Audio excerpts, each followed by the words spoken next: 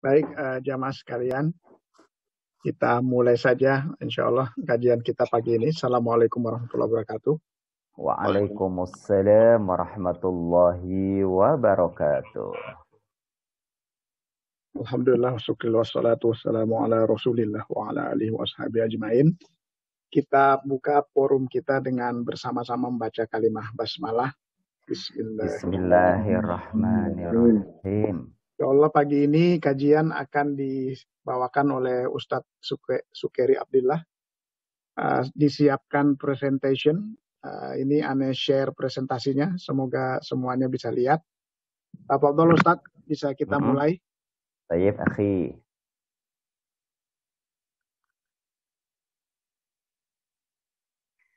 Assalamualaikum warahmatullahi wabarakatuh.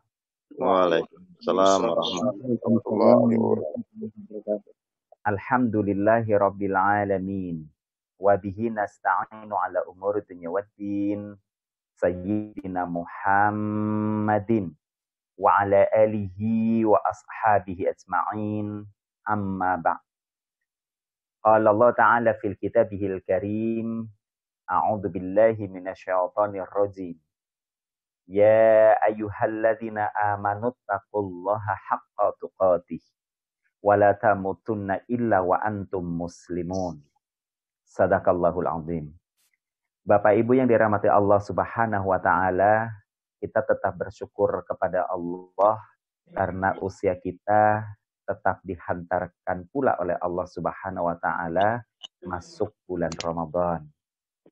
Meskipun Ramadan kali ini suasananya berbeda dengan suasana Ramadan tahun-tahun yang lalu, saya menyebutnya lebih istimewa. Sudah Ramadan bulan istimewa, tahun ini suasananya istimewa karena adanya pandemi COVID-19.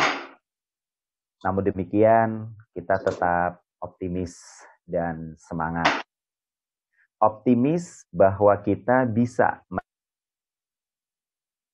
melalui dengan selamat, sehat, sejahtera. Kita juga semangat bahwa kita bisa mengarungi samudra amaliyah Ramadan dengan kelak kita mendapatkan rahmat, maghfirah, dan barokah dari Allah Subhanahu wa taala. Hari ini kita memasuki sudah paruh kedua bulan Ramadan. Nah, kenapa kita harus tetap optimis dan semangat? Karena ini memang sikap mental yang harus dimiliki oleh orang-orang beriman. Sebagai orang-orang yang berakidah tauhid la ilaha illallah Muhammadar Rasulullah, kita sedang menghadapi pandemi COVID-19 seperti sekarang ini, kita harus tetap optimis. Nah, bagaimana agar optimisme ini muncul? Mindset kita senantiasa selaras dengan pandangan tauhidullah. Mari kita lihat ya di slide kita. Di sana Allah Subhanahu wa taala sudah menginformasikan kepada kita bahwasanya bagi orang-orang beriman yang memiliki akidah tauhid la ilaha illallah Muhammad Rasulullah, itu memang mereka akan diuji dengan ujian-ujian. Boleh naik lagi dulu. Oh iya benar, maaf. Dengan ujian-ujian yang memang kita nyebutnya banyak begitu ya. Di sini Allah menyebutnya di surah Al-Baqarah yang 155, walana belwanakum bisyai'im minal khawfi wal ju' wa naqsim min amwali wal anfusi wat tamarat wa basyiris sabirin. Dan sungguh akan kami berikan cobaan kepadamu dengan sedikit ketakutan, kelaparan, kekurangan harta, jiwa, dan buah-buahan. Ya, dan berikanlah berita gembira kepada orang-orang yang sabar. Kalau dilihat di slide di atas tadi, ya, pengantar saya di sana saya sebutkan bahwasanya kita sedang bersama-sama merasakan dampak dari adanya ya pandemi COVID-19. Di antaranya adalah dengan adanya karantina wilayah terbatas yang tidak diiringi dengan jaminan sosial masyarakatnya, sehingga suasana menjadi kalut. Dan semakin kalut diiringi dengan kecemasan dan ketakutan, ketika kita sama-sama juga tidak tahu sampai kapan pandemi COVID-19 ini akan segera berakhir. Nah, rupanya di ayat ini memang sudah disebutkan sedemikian rupa ya, dampak dari karantina terbatas juga toko-toko tutup, ya, harian kehilangan mata pencaharian, penjualan produk juga menurun, ya alhasil penghasilan untuk keluarga juga jadi merosot tajam.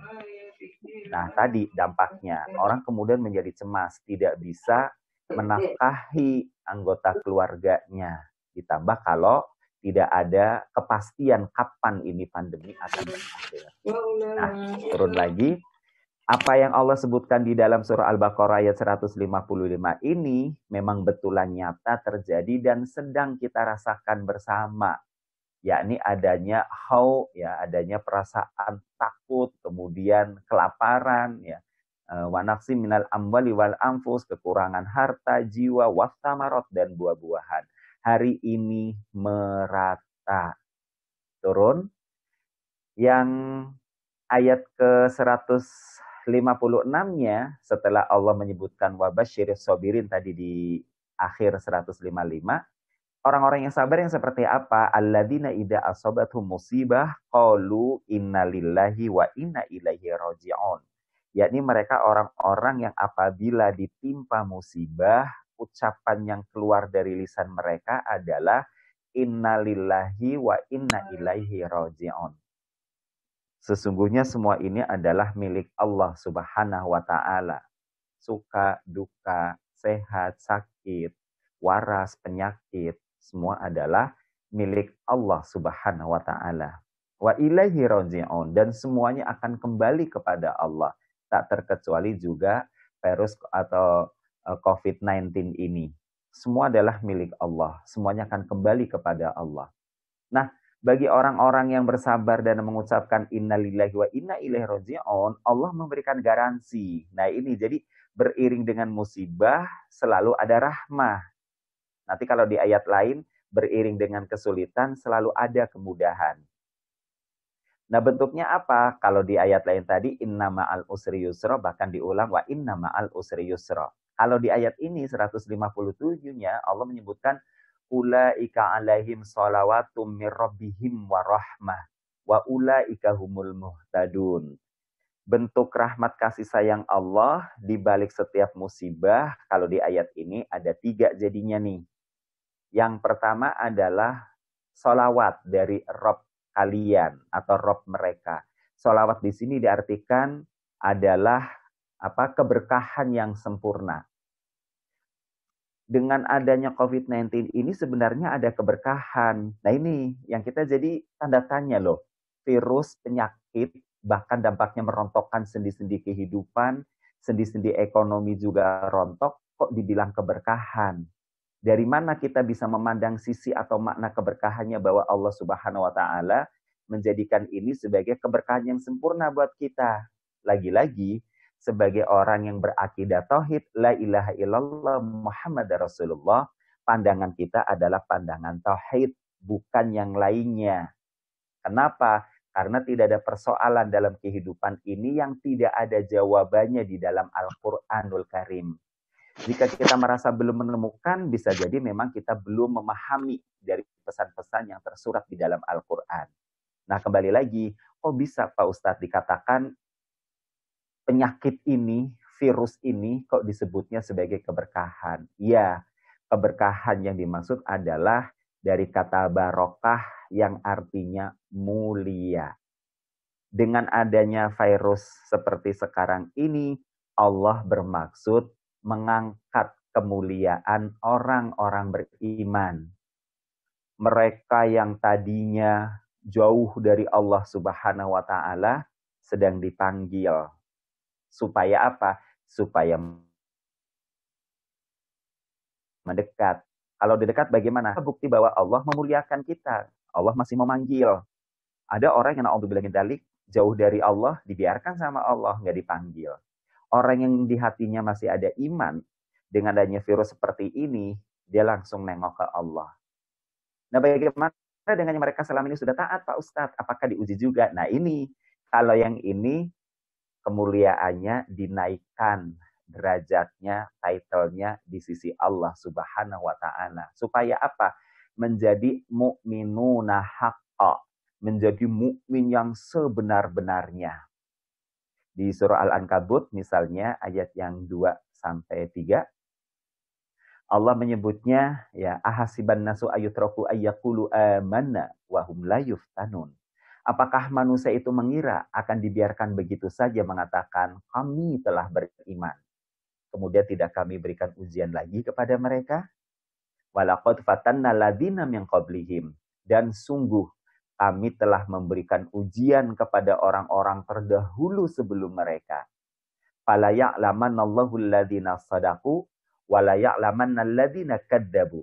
Supaya dengan itu kami mengetahui siapakah yang benar-benar dalam keimanan dan siapakah yang dusta dalam keimanan.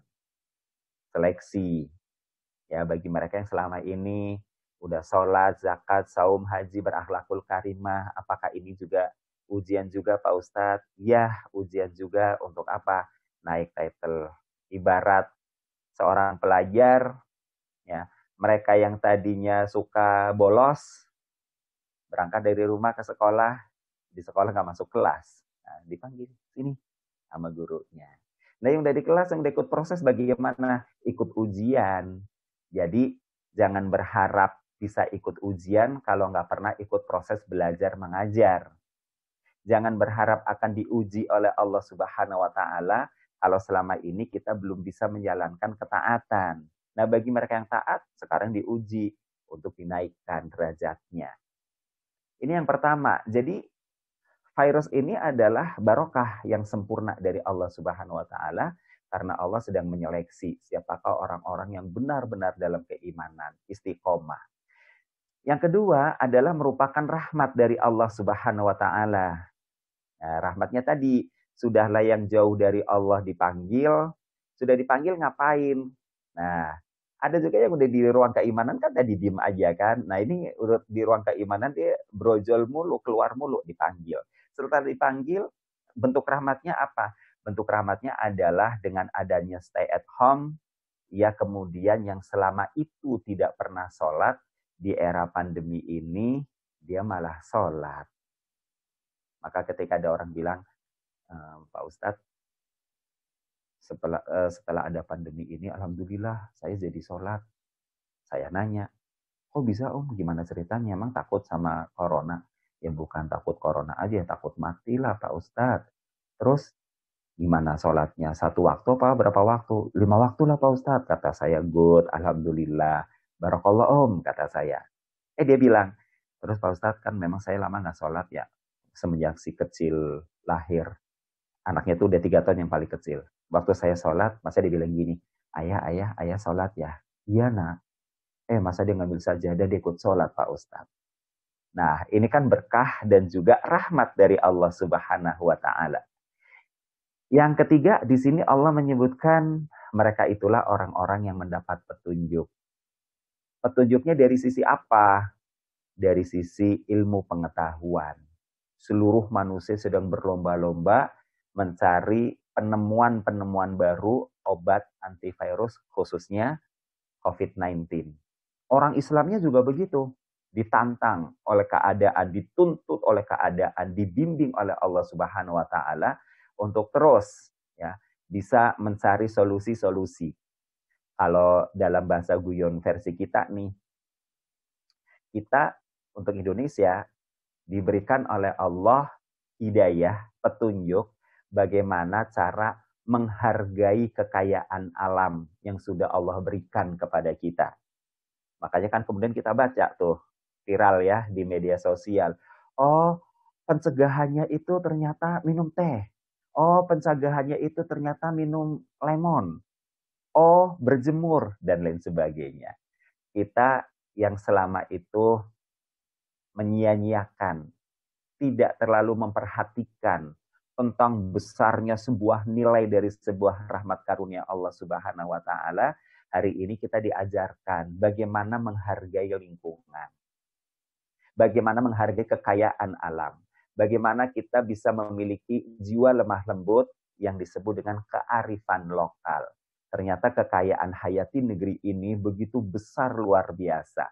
Bahkan kalau nggak salah sempat juga ada semacam testimoni bagi yang bahkan udah betul-betul dikarantina karena udah jelas-jelas terinfeksi.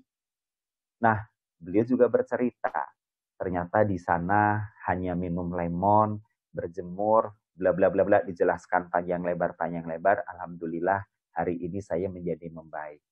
Dan demikian seterusnya. Bukan hanya yang itu, hidayah yang dimaksud juga karena memang Allah Maha Rahmat, pengasih. Hidayah ini kan diberikan kepada seluruh hamba-hambanya. Sebagaimana nilai-nilai Islam diturunkan untuk seluruh umat manusia.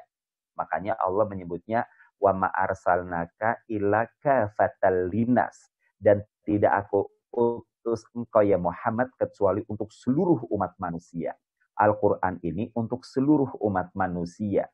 Pandemi corona atau COVID-19 ini adalah bagian dari ayat kauniyah Allah Subhanahu wa taala yang ternyata Al-Quran menyebutkan ini ada unsur hidayah di dalamnya. Nah, bentuk hidayahnya kepada orang-orang di luar Islam bagaimana? Kita kemudian mendengar bahwa seluruh mata dunia hari ini sedang melihat, menyaksikan pola hidup orang-orang mukmin. Ada yang bilang untuk mencegah terinfeksi virus corona harus rajin cuci tangan setiap 3 jam. Bukan hanya cuci tangan, tapi juga cuci muka.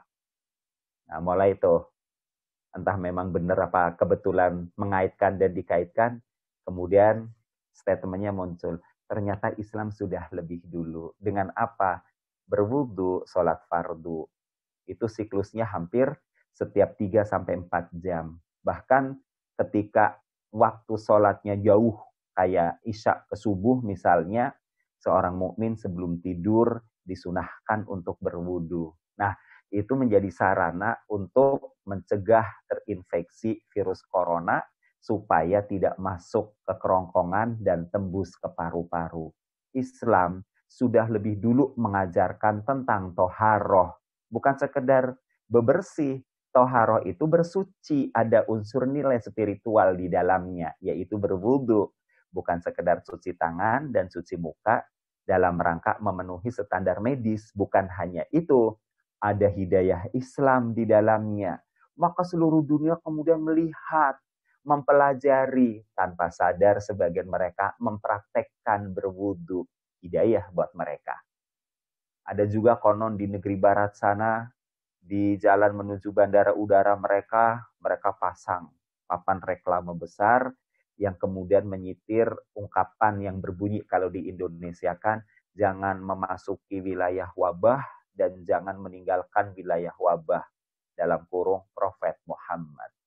Ini hidayah yang berarti umat Islam sedang diberi petunjuk juga oleh Allah Subhanahu wa taala sebagai bagian dari komunitas besar dunia, kalau dibahasakan gitu ya.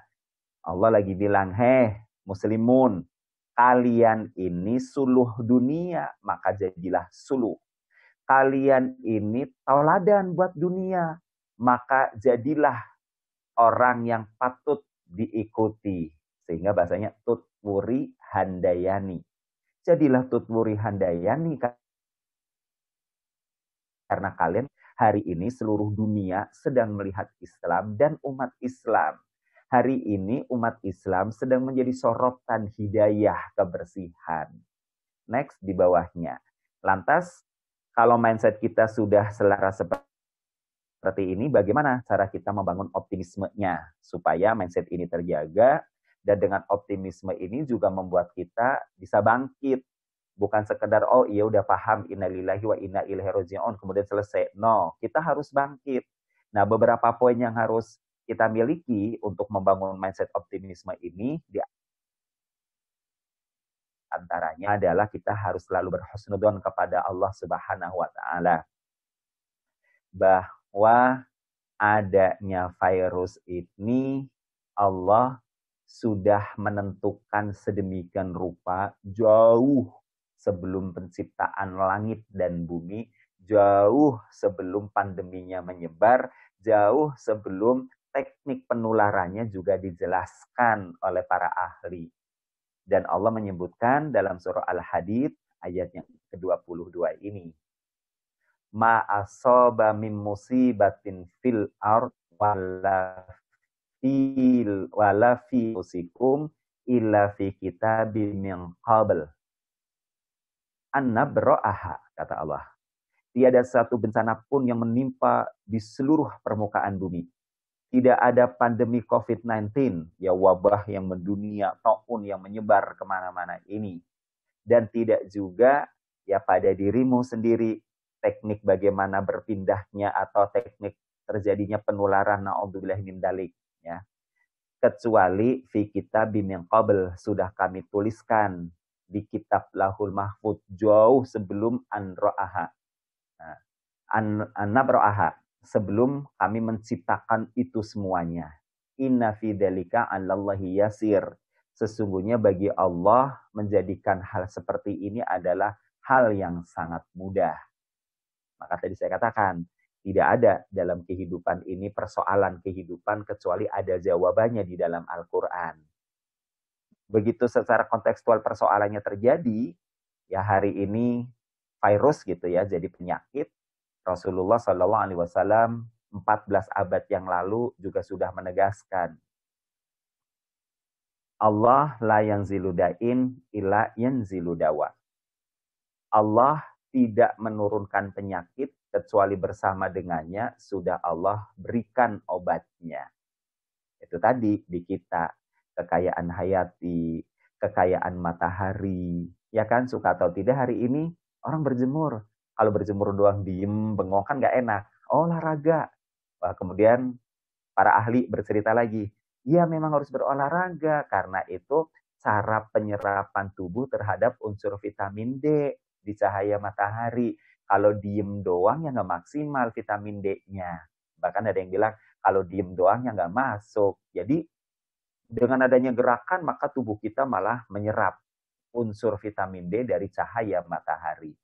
Jauh sebelum penyakitnya turun, jauh sebelum COVID-19 menjadi pandemi, ternyata Allah Subhanahu wa Ta'ala sudah menciptakan pencegahannya. Next di bawahnya. Setelah kita husnudon, apalagi mindset yang harus kita bangun agar kita bisa optimis, yakni ridho dengan qada dan qadar Allah Subhanahu wa Ta'ala.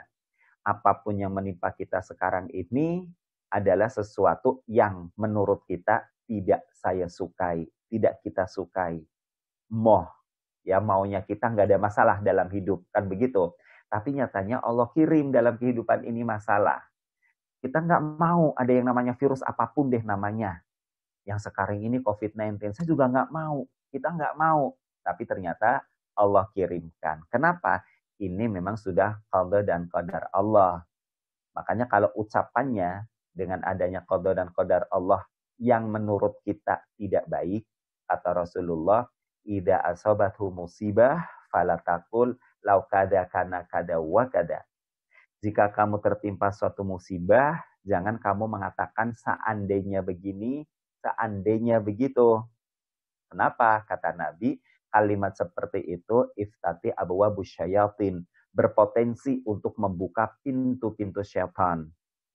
Makanya kemudian kita akan lihat biasanya orang yang tampak tidak ridho begitu misalnya, biasanya mungkin dalam hati dia ngedumel awalnya. Di lisan dia menggerutu. Secara perbuatan terkadang dia juga menjadi enggan untuk melakukan kebaikan-kebaikan yang lain. Nah, makanya kita harus paham dengan adanya musibah seperti ini, kita harus, kata Nabi di kalimat terakhirnya, belum yang di sini, maka adalah kul. Katakan, ini adalah kehendak Allah dan Allah pasti akan menjalankan apapun yang dikehendakinya. Sehingga semakin jelas buat kita bahwa menyikapi musibah seperti sekarang ini, ulang lagi, tidak ngedumel di dalam hati, apa sih bahasanya ya, kalau bahasa Jawanya ngegremeng gitu deh, pokoknya hatinya ngurunek-ngurunek, terus mulutnya tidak menggerutu.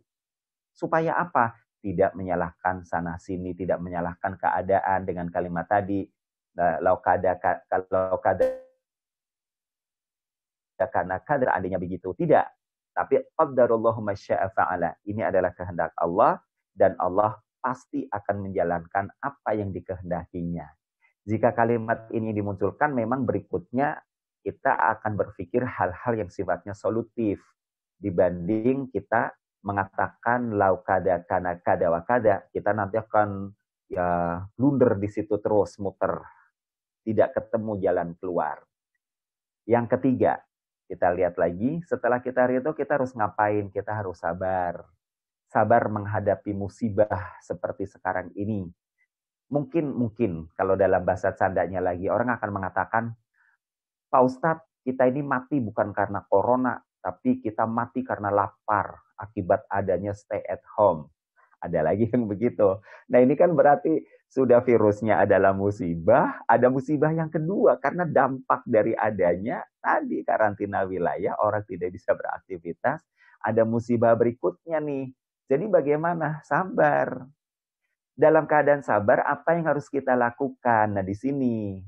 Dalam keadaan sabar stay at home, menurut kita kan nggak ngapa-ngapain nih. Tidak ada move on yang leluasa gitu ya. Karena ya 4L, lu lagi. Ruangannya rumah aja. Keluar sesekali, sampai boring misalnya. Allah sudah memberikan solusi juga untuk mengatasi keboringan itu. Apa? Produksi munajat.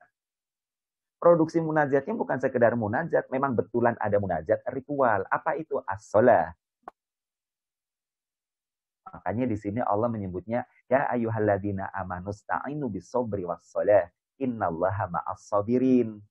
Hai orang-orang beriman, jadikan sabar dan salat sebagai penolongmu.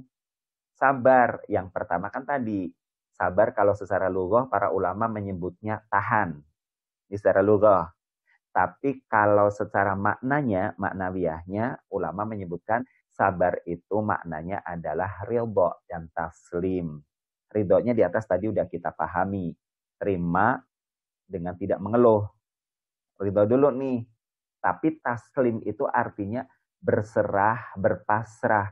Berserah, berpasrah di sini bukan statis. Tapi berserah, berpasrah ini dinamis. Sinergi dengan hukum alam. Kenapa? Hukum alam ini semua bergerak. Kita ikut dengan pergerakan alam. Tapi dalam keadaan stay at home, nggak kemana-mana. Ruangan move on-nya terbatas. Maka pergerakan kita adalah takbiratul ihram, ruku, sujud. Dalam bentuk lain kita menyebutnya as-shalah. Memang sudah ada paketnya. Kita produksinya dia apa? Sholat yang banyak. Yang tadinya cuma 5 waktu, maka qobliyah ba'diyahnya dijalankan. Apalagi tahajud, witir. Itu kalau nggak salah disebutnya saudara kembar tuh, tahajud dan witir. Kalau prajuritnya Tariq bin Ziyad menyebutnya demikian. Orang-orang yang direkrut oleh Tariq bin Ziyad untuk menjadi prajurit yang akan membebaskan Andalusia dari Raja Abdullim saat itu adalah orang yang bersahabat dengan si kembar, disebutnya begitu. Oh ternyata si kembar itu adalah tahajud dan witir. Memang pasangan yang nempel. Di samping itu apalagi? Ada duha. Apalagi? Ada salat hajat. Salat hajat itu kan kayak salat mutlak. Bisa dilakukan kapan saja. 1 kali 24 jam. Dan ingat, di sini kata sabar dan salat gabung jadi satu. Di akhir ayat Allah menyebutkan innallaha ma'as-sabirin. Sesungguhnya Allah bersama dengan orang-orang yang sabar. Yang artinya pula bahwa wujud kesabaran kita adalah sholat. Sholatnya kita bagian dari kesabaran yang akan membuat Allah menemani kita. Itulah kenapa sholatnya diperintahkan dijadikan sebagai alat untuk pertolongan kita. Karena kalimatnya memang begitu. Ya ayyuhalladzina amanu sta'inu bis-sabri was-shalah. Jadikanlah sabar dan sholat sebagai penolongmu. Satu paket. Tahan, jangan ngedumel. Jangan nyari-nyari kambing hitam, jangan nyalah-nyalahin.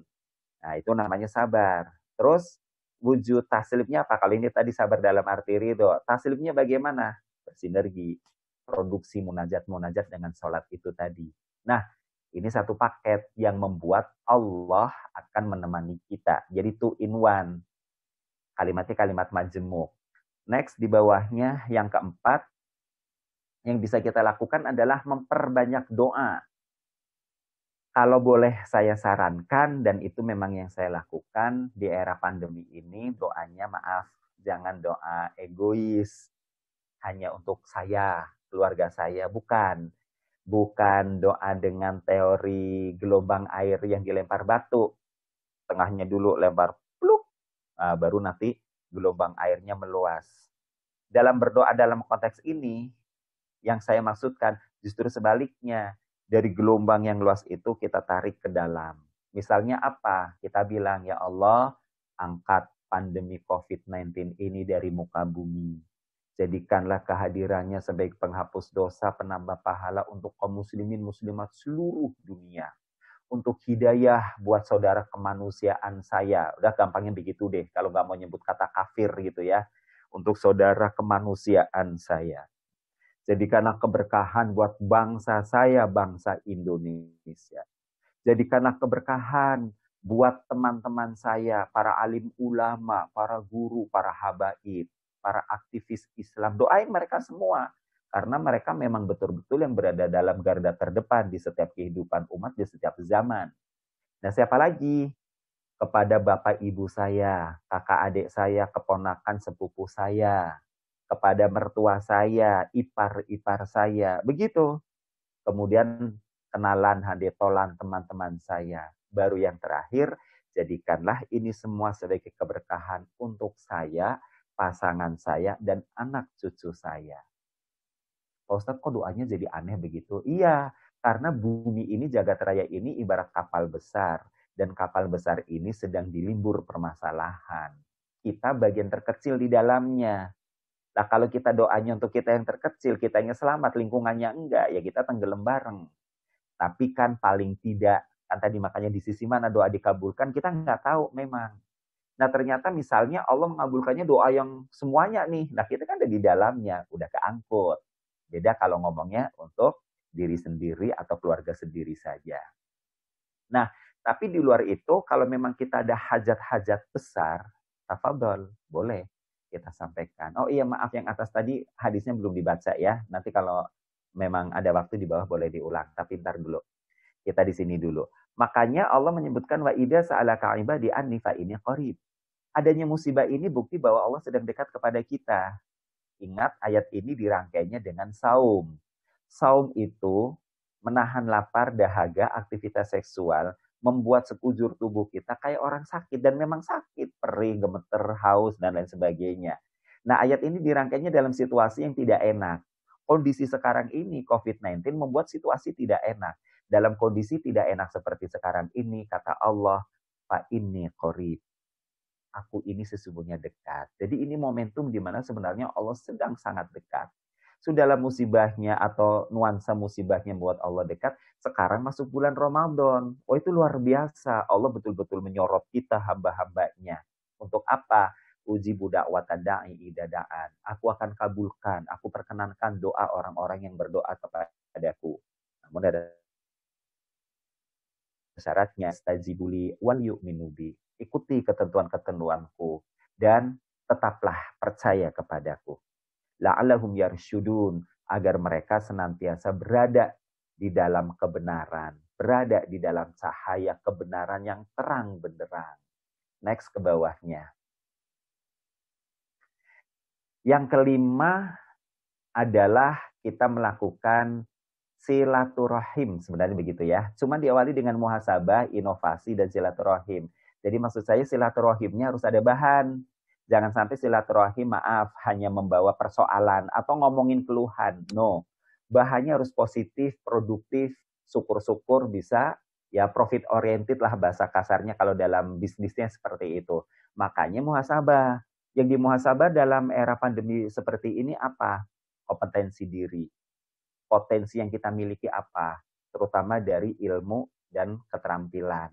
Kalau sudah ketemu, oh ilmu saya ini, keterampilan saya ini, coba diinovasikan, dikreasikan. Apa yang kira-kira bisa didiversifikasi produk baru, sesuatu yang baru nih. Supaya apa? Supaya produk baru inilah yang menjadi alat bahan pembicaraan silaturahim.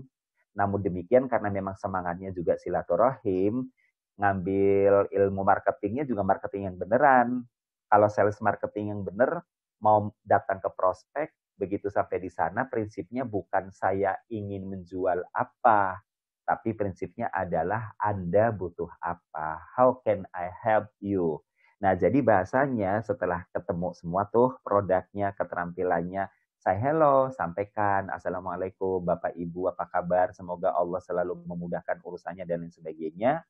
Nah, baru di bawahnya, misalnya saya ada produk ini dan lain sebagainya. Malu Pak Ustadz kalau langsung to the point ke situ. Ya udah, salam aja. Kan silaturahim tadi. Intinya di sana.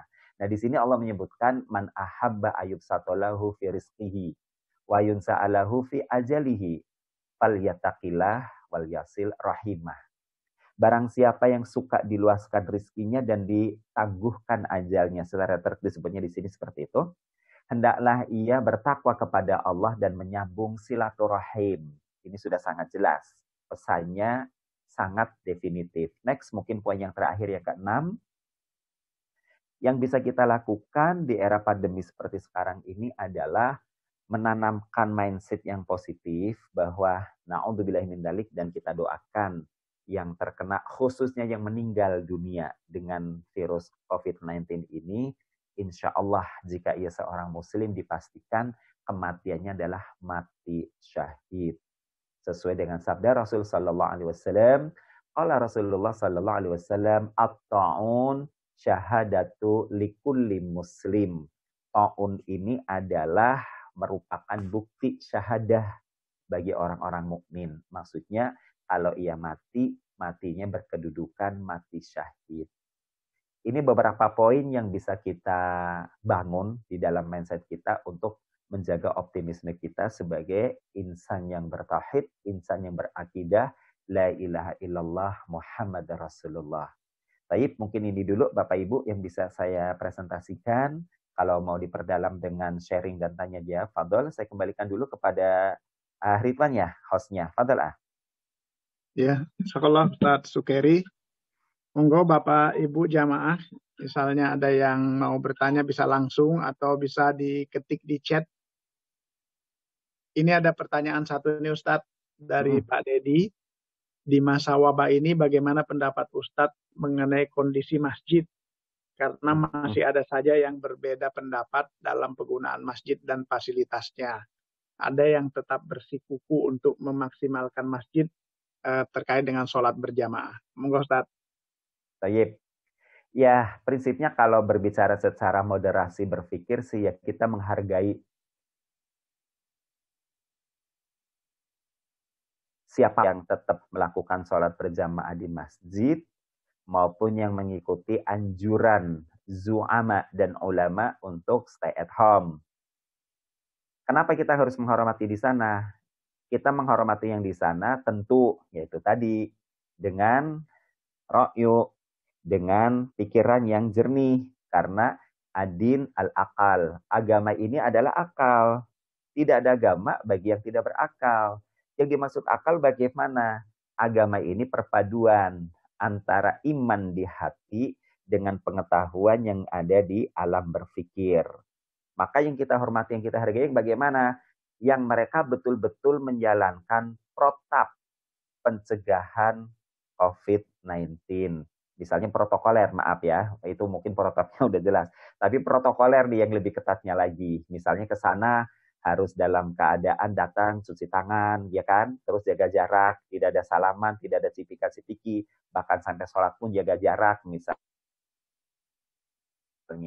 Pemerintahnya menganjurkan tidak ada pertemuan di atas 4 orang. Ya udah, berarti 4 orang. Dalam rangka apa? Dalam rangka menghidupkan syiar masjid saja, bahwa masjid memang tetap ada kegiatan mengkumandangkan lafaz jalalah atau lafdul jalalah Allah. Misalnya sebatas seperti itu.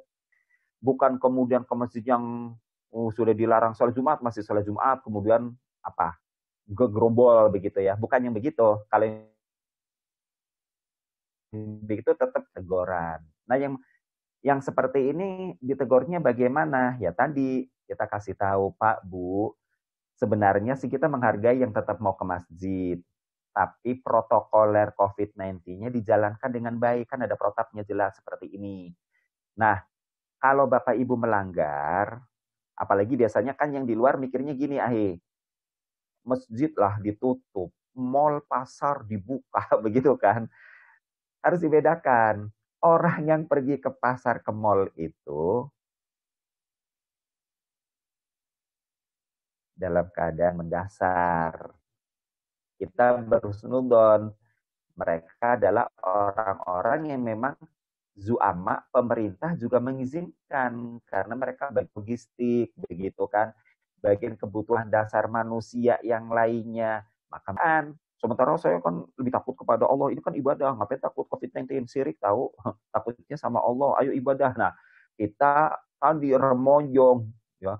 Kalau saya menyebutnya malah guyup rusuh. Bukan guyup ruk. Kan udah dibilangin secara kesehatan kita nggak tahu siapa yang karier, siapa yang dalam keadaan lemah. Nah, kemudian kalau yang pergi bekerja ke mall, ke pasar, dan lain sebagainya, naudzubillah, betulan terinfeksi. Itu pemberitaan, datar-datar, ngeflat. Orang akan bilang, tuh kan udah dibilangin jangan kerja sih, masih kerja juga, akhirnya kena deh. Orang sebagian mungkin akan mengatakan, ya itu kan dia kerja terpaksa. Orang maklumin. Begitu ke masjid ngegrombol tadi loh ya.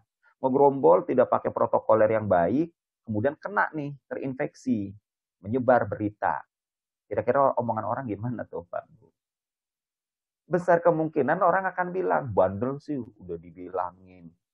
Emang gak ada ulama yang ngasih tahu apa? Ulamanya juga kan ngasih tahu. Bla bla bla bla deh. Dasar orang Islam gak taat peraturan. Nah loh, keluar deh fitnahnya. Giliran orang ke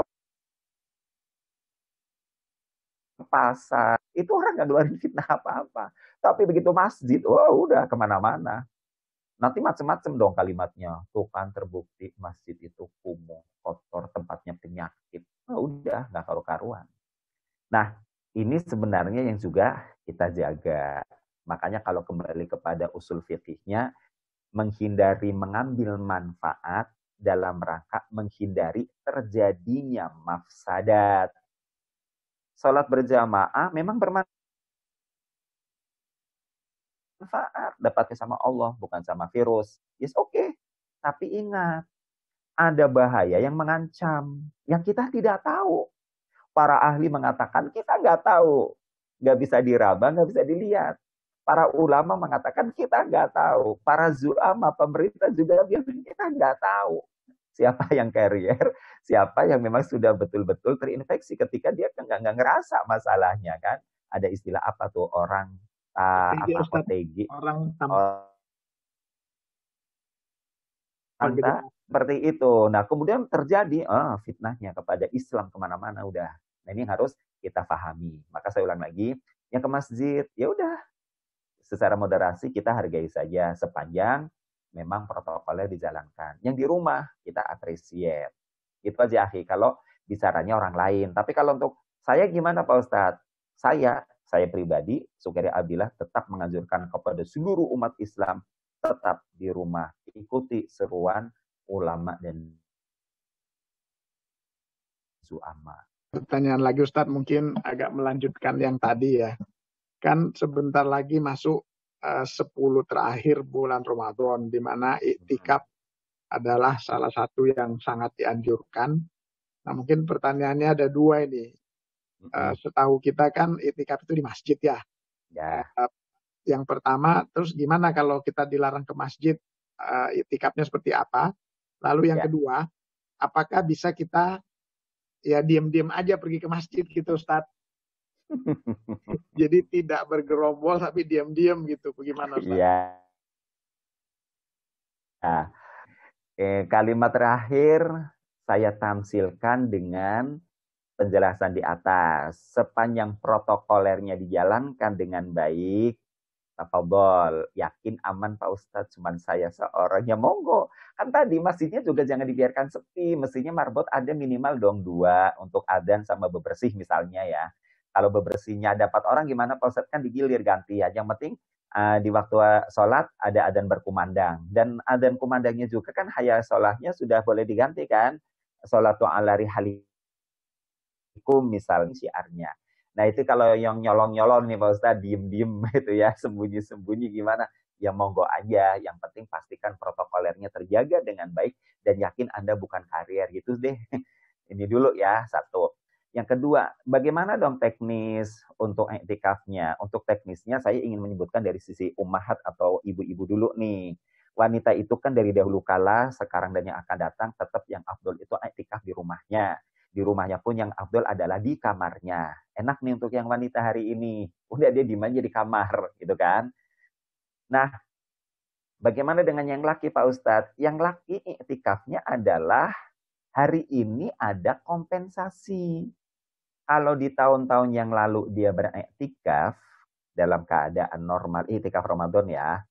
Sementara sekarang ini nggak bisa Pak Ustadz, karena adanya pandemi ini kan namanya darurat. Nah kalau ada kondisi darurat di mana seorang insan tidak bisa menjalankan sunnah kebiasaan yang didawamkannya di jalan Allah Subhanahu wa Ta'ala ini, kompensasinya dia akan diberi pahala. Seakan-akan dia menjalankan apa yang biasa dia jalankan. Makanya kalau misalnya kita nggak sholat 5 waktu ini nggak Jumatan nih. Ya, jangan khawatir kalau Anda dari dulu sholat 5 waktu di masjid, sholat Jumat di masjid, di saat pandemi seperti ini, walaupun sholatnya di rumah, kita tetap diberi pahala. Seakan-akan kita sholat di masjid, seakan-akan kita sholat Jumat. Memang seperti itu hukum kauniannya yang Allah berikan kepada kita. Jadi sebenarnya enak. Nah wujud fisiknya jadi gimana Pak Ustadz? Ya udah, yang namanya i'tikaf itu kan diam. Sebelum kita diam secara fisik di masjid kan kita saum. Saum juga kan artinya diam, menahan. Udah, di rumah tahan amarah, tahan emosi. Itu pokoknya adab-adab yang dimakruhkan deh ketika berpuasa. Jalankan dengan baik. Mudah-mudahan dengan seperti ini menambah bobot nilai pahala i'tikaf kita meskipun kita tidak i'tikaf di masjid. Seperti itu Bapak. Baik Ustaz. Ini ada pertanyaan berikutnya Ustaz dari Pak Dedi.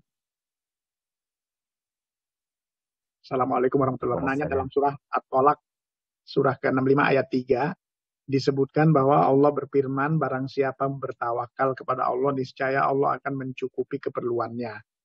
Bagaimana dengan masalah sekarang ini terkait dampak COVID-19?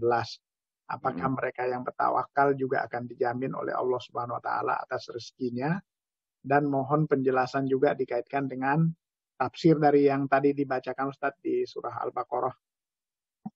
Silakan Ustadz. Baik, saya justru akan kembali ke poin kelima tadi. Jadi bagian dari tawakal kita hari ini adalah kita bermuhasabah, berinovasi, dan silaturahim. Bapak Ibu nggak usah khawatir kalau ternyata misalnya nih, ada produk nih katakanlah ya kan yang saya miliki. Tapi produk ini hari ini nggak mungkin dijual. Itu yang saya bilang, coba deh inovasi, kreativitas.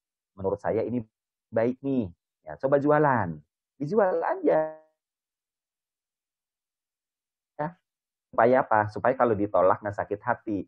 Kan ada kalanya gini, kita menyembunyikan tadi kata to the point-nya ya, kata prospeknya. Kita cuma nanya apa kabar, terus mendoakan kebaikan. Kemudian kita juga mendoakan semoga pandemi ini segera Allah angkat. Amin, misalnya kan.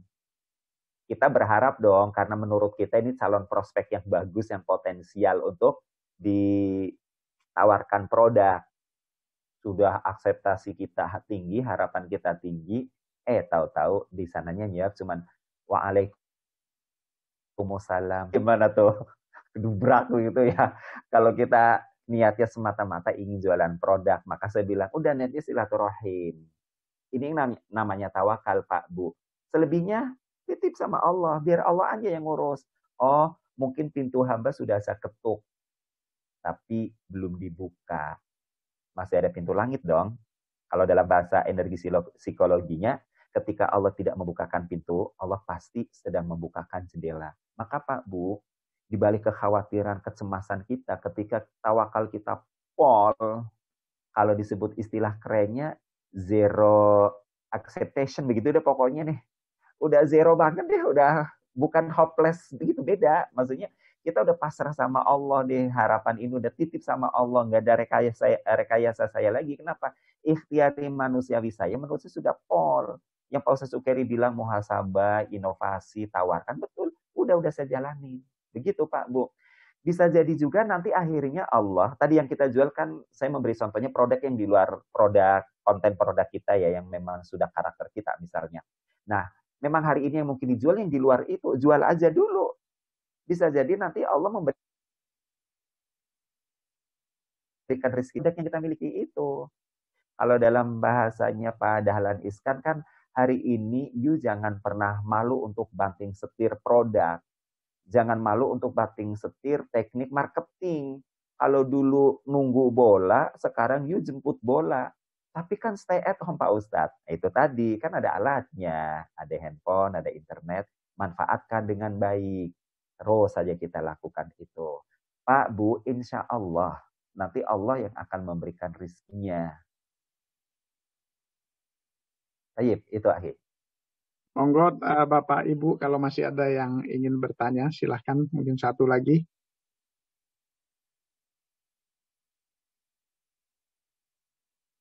Kalau tidak ada, mungkin bisa kita tutup dengan doa Ustadz, bisa dipimpin Ustadz untuk keberkahan kita semua. Baik. Baik Bapak Ibu, mari kita sudahi majelis ilmu kita kali ini dengan menundukkan kepala sejenak, kita berdoa kepada Allah. Nastaghfirullahaladzim, nastaghfirullahaladzim, nastaghfirullahaladzim. Alhamdulillahirabbil alamin. Allahumma shalli ala sayyidina Muhammadin nabiyil ummi wa ala alihi wa sahbihi wassalim. Allahumma ighfir lil muslimina wal muslimat wal mu'minina wal mu'minat al ahya'i minhum wal amwat. Innaka sami'un qaribun mujibud da'wat ya qadil hajar. Rabbana fir lana wa liwalidina warhamhuma kama rabbawna shighara. Allahumma aslih lana dinal ladzi wa ismatu amrina wa aslih lana dunyal lati fiha ma'ashina wa aslih lana akhiratal lati fiha. Allahumma inna na'udzubika minal baras wal junun wal jundam wa min sayyi'il asqam. Allahumma ansuril islam wal muslimin wa adil syirka wal musyrikin. Allahumma ansur mujahidin fi kulli makan wa fi kulli zaman. Rabbana afri alaina sabra wa thabbit aqdamana wansurna 'alal qaumil kafirin. Rabbana atina hasanah wa qina adzabannar. Wa sallallahu ala sayyidina Muhammadin nabil ummi wa ala alihi wa sahbihi wasallim. Subhana rabbika rabbil izzati amma yasifun. Wassalamun alal mursalin. Walhamdulillahi rabbil alamin. Jazakallah Ustadz Sukeri atas tausiahnya kepada kita sekalian. Bapak Ibu jamaah sekalian, demikian pertemuan kita pada pagi hari ini. Insya Allah pekan depan Sabtu Ahad kita lanjutkan kembali. Semoga kita semua berdoa, PSBB-nya mungkin sudah bisa diangkat. Insya Allah kita bisa menikmati iktikaf sebagian akhir Ramadan. Insya Allah. Demikian Ustadz, kita tutup pertemuan kita dengan baca doa penutup majelis. Subhanakallahumma wa bihamdik, asyhadu an la ilaha illa anta, astaghfiruka wa atubu ilaik. Alhamdulillahirabbil alamin. Assalamualaikum warahmatullahi wabarakatuh. Waalaikumsalam warahmatullahi wabarakatuh.